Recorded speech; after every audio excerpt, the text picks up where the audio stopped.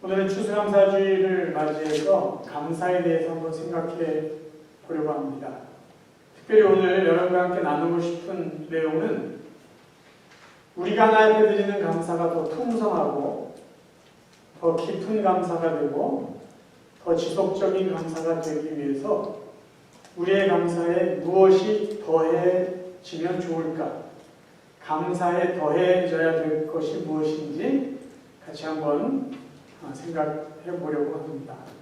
먼저 우리의 감사에 사랑이 더해지기를 원합니다. 오늘 우리가 읽은 본문 내용은 예수님이 십자가에 못 박혀 죽으시고 그 시신이 돌로 만든 무덤에 안치되었는데 본문에 보면 3명의 여인이 예수님 시신에 바를 향품을 미리 준비해 두었다가 안식일 다음 날 이른 아침에 예수님의 무덤을 찾아간 이야기입니다.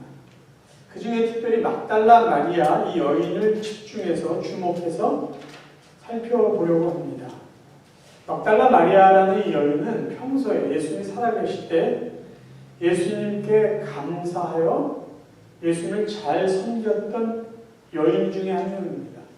그가 어떻게 예수님을 섬겼는지 누가복음 8장에 보면 이렇게 기록되어 있습니다.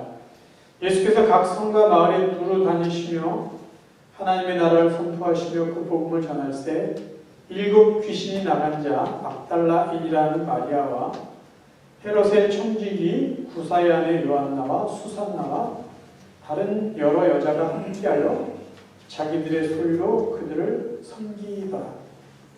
막달라 마리아는 예수님과 제자들을 자기의 소유를 가지고 섬겼어요. 그러니까 예수님께 정성을 다하여 예수님의 사역을 도왔던 여자입니다. 그리고 이 막달라 마리아는 예수님이 십자가에 못 박혀 고통 가운데 죽으실 때 그 고난의 현장을 지켰던 여인 중에 한 명입니다. 요한복음 19장 29절 예수의 십자가 곁에는 그 어머니와 이모와 글로바의 아내 마리아와 막달라 마리아가 섰는지라.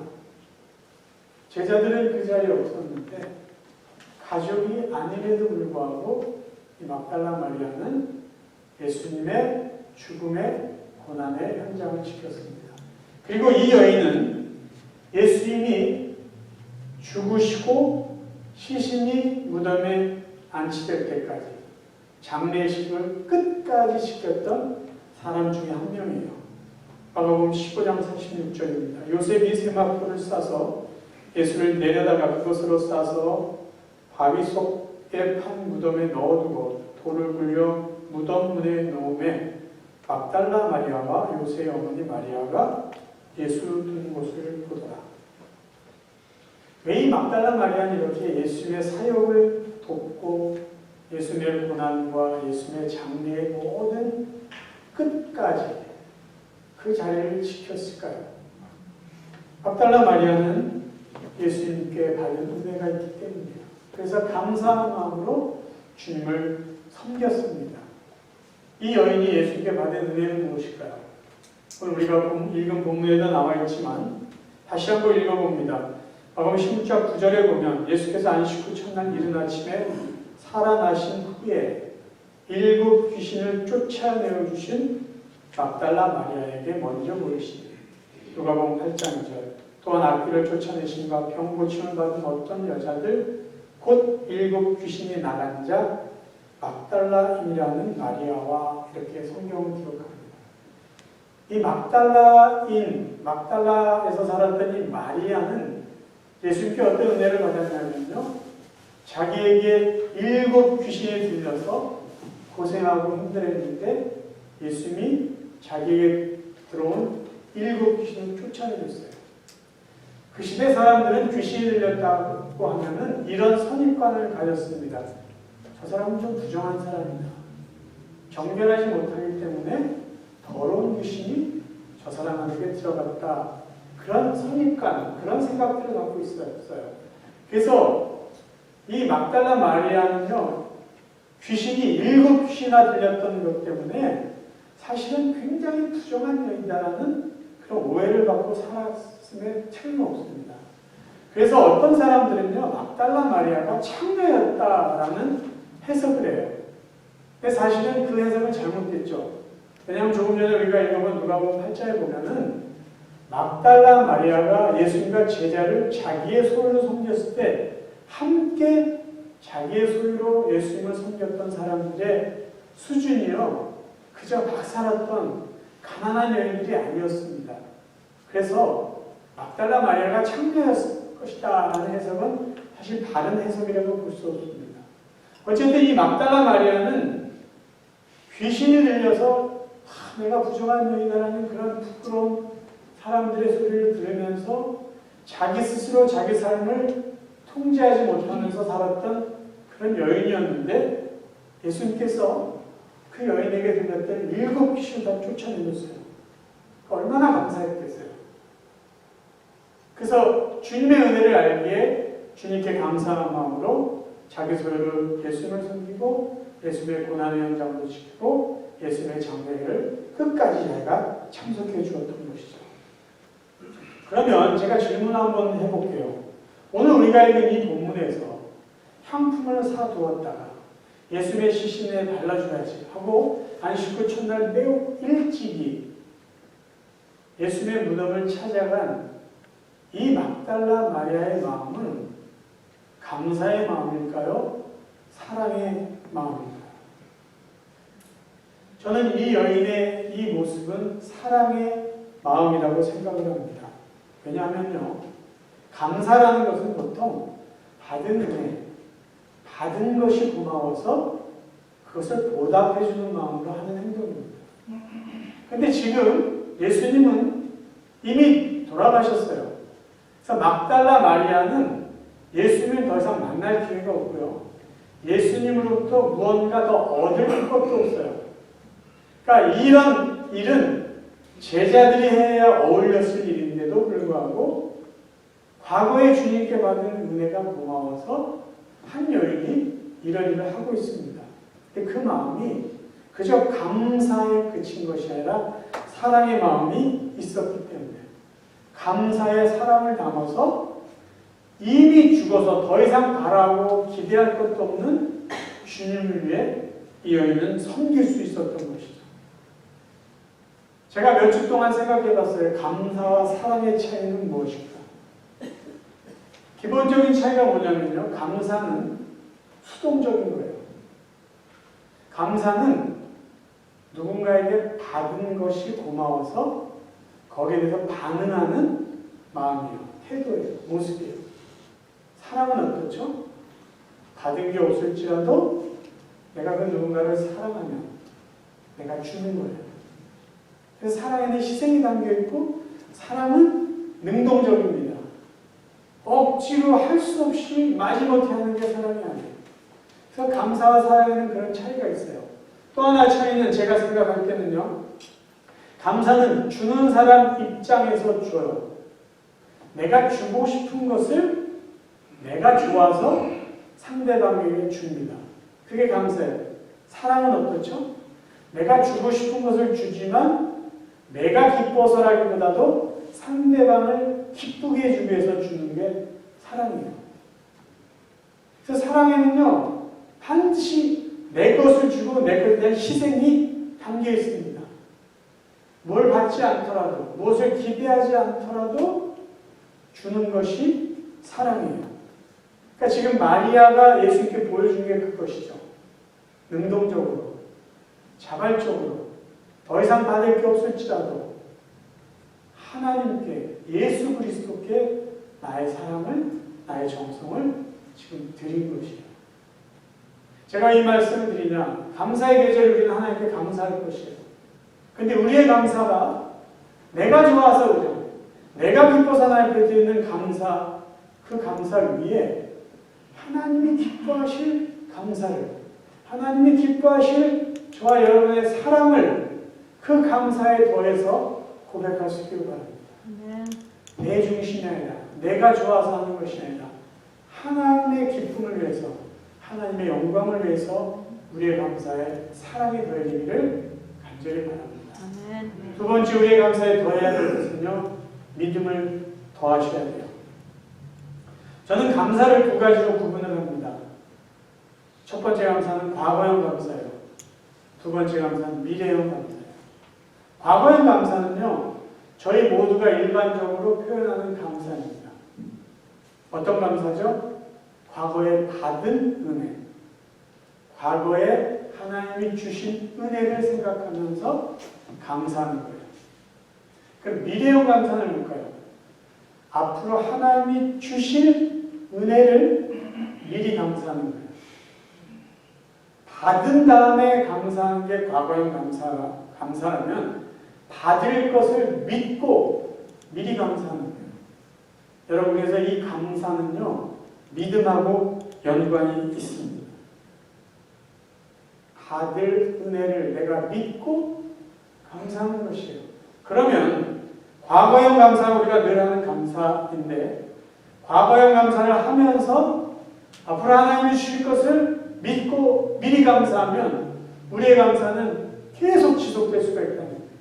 왜? 우리가 미래에 있을 것을 믿고 감사했는데 그 미래가 과거가 되면 또 감사하고, 앞으로 주실 것을 또 믿음으로 믿고 미리 감사하면 그 미래가 현재가 되고 과거가 되면 또 감사하고, 과거형 감사, 미래형 감사가 우리에게 고백될 때 우리의 감사는 평생 매일 지속될 수가 있어요. 네. 여러분이 잘 아는 이야기 한 번 더 할게요. 찰스 스펄전 목사님이 이런 이야기를 했습니다. 하나님께서는 반딧불에 감사한 자에게 별빛을 주시고, 별빛에 감사한 자에게 달빛을 주시고, 달빛에 감사한 자에게 태양빛을 주시고, 태양빛에 감사한 자에게 천국빛을 주신다. 이분이 이 감사에 대한 이야기를 한 것은 적은 것에 감사만 하면 더 큰 감사를 준다, 이런 법칙을 이야기하려고 했어요. 우리가 이것을 인정한다면, 자, 이 과거형 감사를 미래형 감사로 바꿀 수 있어요. 어떻게 바꾸면 될까요? 자, 반딧불에 감사해요. 지금 반딧불이 있어서 하나님 반딧불 주셔서 감사합니다. 그리고 동시에 뭘 하냐면 별빛을 주실 것을 믿고 지금 감사하는 거예요. 그럼 어떻게 될까요? 하나님 별빛을 주실 거 아니에요. 우리 믿음이고 하나님의 은혜 아니에요. 그럼 별빛을 하나님이 주셨어요. 그럼 그때 뭘 또 감사하면 돼요? 달빛을 주실 줄 믿고 감사합니다. 그럼 되죠. 그럼 달빛을 주셨어요. 그럼 어떻게 감사하면 돼요? 하나님 달빛을 주셔서 감사합니다. 그리고 동시에 또 뭘 기도해요? 태양빛을 주실 줄 믿고 감사합니다. 자, 여러분, 감사가 얼마나 풍성해집니까? 만약에 이렇게 했다고 생각해보세요. 하나님, 저는 달빛에 감사했을 때 별빛을 주실 것을 믿습니다. 그리고 달 반딧불에만 감사하고 별빛 주실 때까지 기다려요. 그리고 별빛 주실 때 하나님 드디어 별빛이었군요. 감사합니다. 그리고 달빛 주실 때까지 기다려요. 왜 그러냐고요? 반딧불 다음에 별빛 주실 것을 우리가 믿는다면요, 미리 감사하면 안 돼요. 왜 굳이 하나의 배들이 감사를요, 그때 내가 감사해야지라고 지금 이렇게 기다리고 있냐고요. 지금 감사하시면 될 거를 나는 믿어. 하나님을 주실 줄 믿어. 그때 주신 내가 감사해야지. 그런 감사보다 지금 미리 감사하려고요. 감사를 미리 땡겨서 감사해요. 하나님은 그 감사를 듣고 우리에게 은혜를 주실 겁니다. 여러분, 좋은 믿음은요, 받은 은혜를 기억하고 감사하는 거고요. 더 좋은 믿음은 뭘까요? 받을 은혜를 믿고 감사하는 게 더 좋은 믿음이에요. 제가 이 말씀을 드리냐, 예수님이 우리에게 직접 보여주신 기도의 모범이 있기 때문이에요. 요한복음 11장 41절부터 제가 읽어드릴게요. 돌을 옮겨놓으니 예수께서 눈을 들어 우러러보시고 이르시되 아버지의 내 말을 들으신 것을 감사하나이다.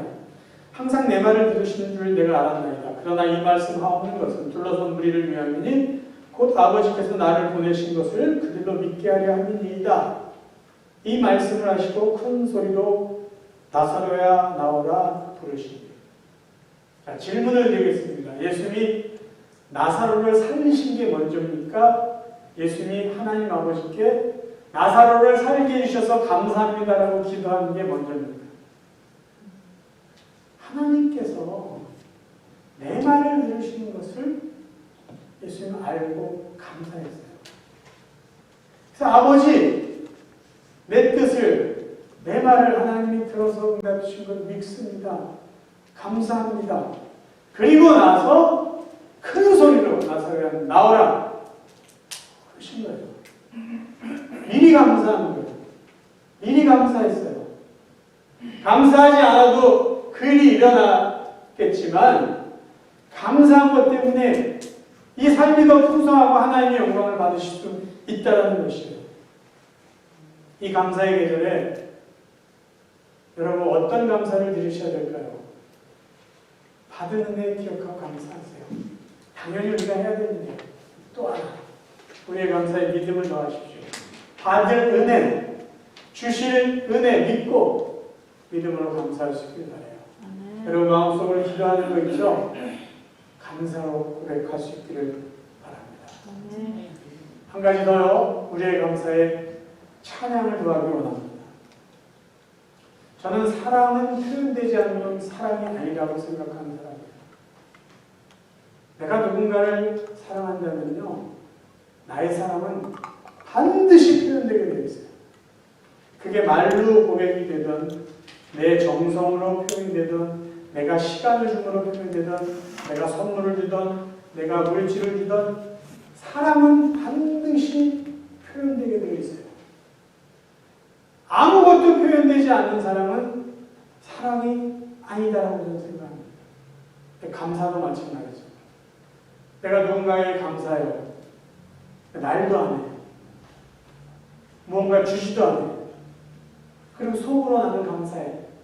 그럼 그게 진정한 감사예요. 저와 여러분이 하나님 앞에 분명히 감사합니다. 우리는 모두 감사해요. 그럼 우리의 감사를 여러분 어떻게 표현해야 할까요?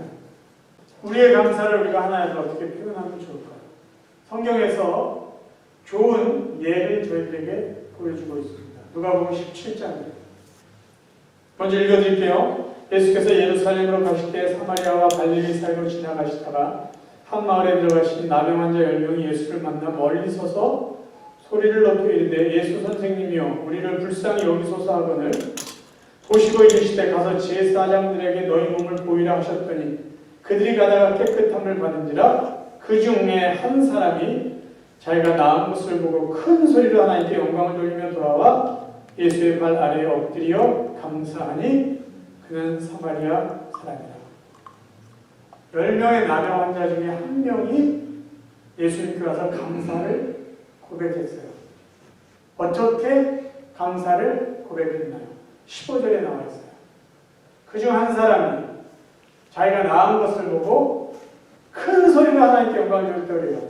영어 성경에 praising God in a loud voice 이렇게 되어 있어요. 큰 소리로 하나님을 찬양했어요. 그러니까 이 한 명의 나병 환자 사마리아 이 사람은요 이미 감사를 표현하면서 예수님께 온 거예요. 어떻게 해요? 하나님을 찬양하는 거예요. 하나님을 찬양해요. 큰 소리로. 살려달라고 그럴 때만 큰 소리를 하는 게 아니라 살려주신 그 예수님께 큰 소리로 찬양하며 감사했다는 것이에요. 여러분 조금 전에 감사가 믿음과 영광이 있다고 그랬죠? 지금은요 감사가 뭐하고 연관되는지 아세요? 찬양하고 연관이 있습니다. 감사는 찬양의 뿌리고요 찬양은 감사의 열매예요. 제가 여러분에게 반드시 입적으로 말씀드릴게요. 여러분 삶 가운데 찬양이 없으면요 여러분 삶 가운데 감사가 없는 거예요. 여러분 삶 가운데 찬양이 많으면 그건 여러분 삶 가운데 감사가 많다는 거예요. 무엇으로 증명할 수 있을까요? 성경에 감사라는 단어가 가장 많이 나오는 것이 시편이에요. 시편의 감사가 굉장히 많이 표현되어 있어요. 시편은 하나님을 찬양하는 시가 담겨있는 성경이에요. 그러니까 하나님을 찬양하는 것에 감사가 많다. 감사는 찬양과 연결이에요. 그래서 제가 저 말을 한 거예요. 감사는 찬양의 뿌리가 되고 찬양은 감사의 열매가 되는 것이죠. 여러분 정말 하나님께 감사하시다면요 찬양이 나올 수밖에 없어요. 근데 여러분 하루에, 일주일에 정말 하나님을 찬양하는 시간이 얼마나 있습니까? 하나님을 찬양하는 찬송가를 듣고 복음성가를 듣는 시간이 얼마나 되세요? 그 시간이 없다면 여러분 감사하지 않는 사람이에요. 그냥 쉽게 평가할 수 있어요. 표현하지 않는 감사가 되나요? 아니죠. 하루에 몇 시간씩 유튜브를 보더라도 그 시간 속에 한 시간도, 한 1분도 찬양하는 시간이 없다. 여러분, 단 1분도 하나님께 감사하지 않는 사람이에요. 찬양이 많은 사람, 감사가 많은 사람이에요. 추수감사주일 날이라도 감사하셔야죠. 근데 우리의 감사가 지속되고, 우리의 감사가 깊어지고, 우리의 감사가 그대로 하나님 앞에 표현되기 위해서는요, 찬양하셔야 돼요. 찬양을 들으시고, 찬양을 부르시고, 큰 소리로 우리의 감사를 찬양으로 고백하실 때만이 우리의 감사가 하나님 앞에 드려지는 것입니다. 여러분, 지난 한 해 정말 하나님께 감사하세요? 여러분의 일터, 비즈니스 때문에, 여러분의 자격 때문에, 여러분의 건강 때문에, 아니면 여러분의 신앙생활, 여러분의 삶 자체 때문에 감사하시다면요, 계속해서 찬양할 수 있기를 바랍니다. 찬양이 있을 때만 하나님 우리의 감사를 기쁘게 받으십니다. 사랑하는 성도 여러분, 감사의 계절을 보냅니다. 우리의 감사가요, 립 서비스로 끝나지 않기를 바랍니다. 마음속 깊은 곳에서 정말 하나님 앞에 진정으로 고백하는 진실된 감사가 되기를 바랍니다. 풍성한 감사가 되기를 바랍니다. 그러기 위해서요, 여러분이 하나님 앞에 드리는 감사에 사랑을 더하시기를 바라요. 내가 좋아서 하는 것에 그치지 마세요. 하나님이 기뻐하시고 하나님이 받으실 만한 감사를 드리세요. 여러분의 감사에 믿음을 더하세요. 여러분의 감사가 지속되기 원하면요, 과거형 감사에 그치지 말고 미래형 감사로 이어지시기를 바라요. 여러분의 감사가 하나님 앞에 고백되기 원한다면, 정말로 드려지기 원한다면 여러분의 감사에 찬양을 더하시기를 바랍니다. 찬양하세요. 찬양하세요. 하나님이 받으시는 그 감사가 찬양으로 고백되시기를 바랍니다. 그래서 여러분의 남은 삶에요, 하나님의 드려지는 감사가 더 풍성하고 더 기뻐지고 더 지속될 수 있기를 주님의 이름으로 축원합니다.